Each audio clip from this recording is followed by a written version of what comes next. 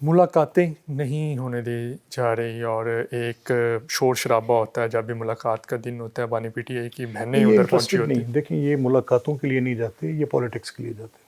پیغام لینے جاتے ہیں. بالکل نہیں، پیغام لینا دینا تو بات کی بات، یہ آپٹکس کے لیے جاتے ہیں، یہ ایک سین کریٹ کرنے کے لیے جاتے ہیں. ایسا ہوتا ہے، ہم نے اور لوگوں کو بھی کرتے دیکھا ہے. No big deal, it's a travel metre.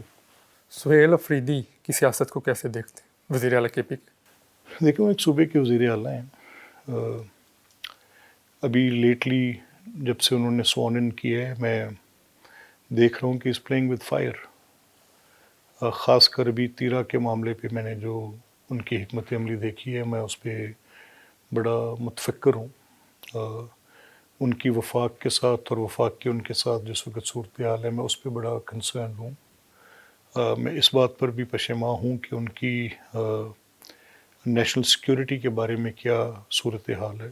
ان کی گورننس ان کا اپنا فیل ہے. اگر وہ سمجھتے ہیں کہ ان کا یہ office for agitation and protest for political leadership ہے تو ٹھیک ہے، better to his own suitability. لیکن کچھ کام اسے بڑھے ہیں جن کا میں نے بھی ذکر کیا ہے، ان پہ ان کو ضرور غور کرنا چاہیے. کے پی کی حکومت کی کارکردگی آپ کے سامنے ہے، کیا کہنا چاہیں گے؟ عوام کافی پریشان ہے ادھر. دیکھیں اگر تو میں موازنہ کروں کہ ایس چیف منسٹر جو مریم نواز صاحبہ کر رہی ہیں ان کے ساتھ، تو پھر میرے پاس کوئی لیول پلینگ فیلڈ نہیں ہے. لیول پلینگ فیلڈ سے مراد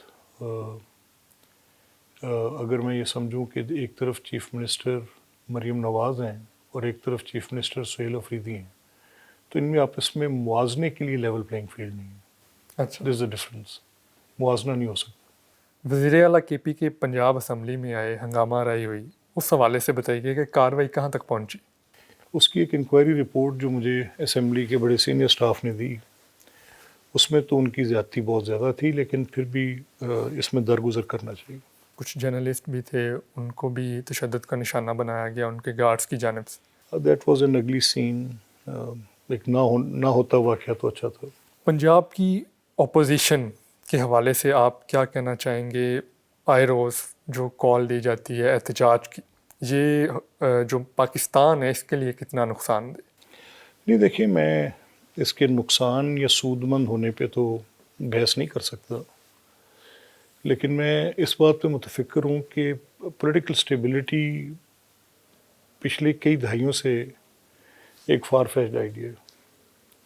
یہ کتنا دیر اور ایسے رہتی ہے یہ میں کچھ کہہ نہیں سکتا. پنجاب کے جو ممبران ہیں یہ بھی کہا جاتا ہے کہ آپ سے پوچھتے ہیں احتجاج کرنے سے پہلے. نہیں بالکل ایسا نہیں ہے. اپوزیشن نہیں وہ اپنی مرضی سے کرتے ہیں. 100%.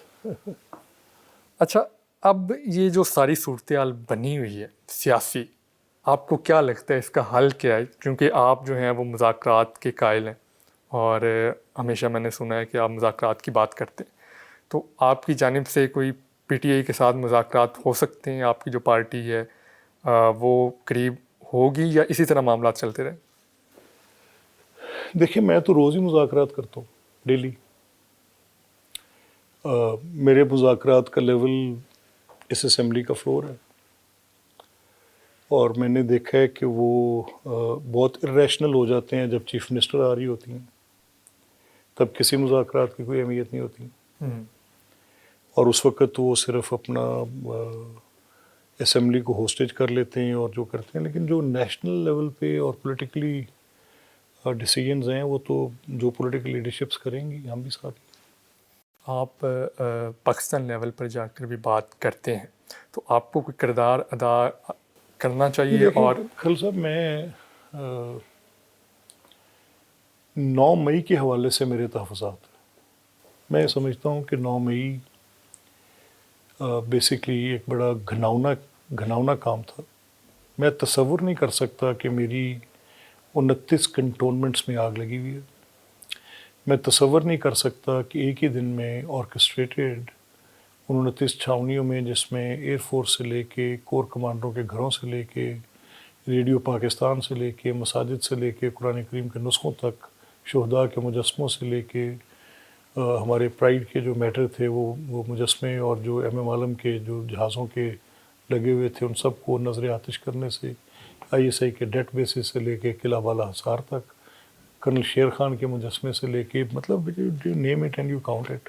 میں نے وہ جرم ہے. اگر وہ پوائنٹ ہے مذاکرات کا تو پھر رہنے دیں.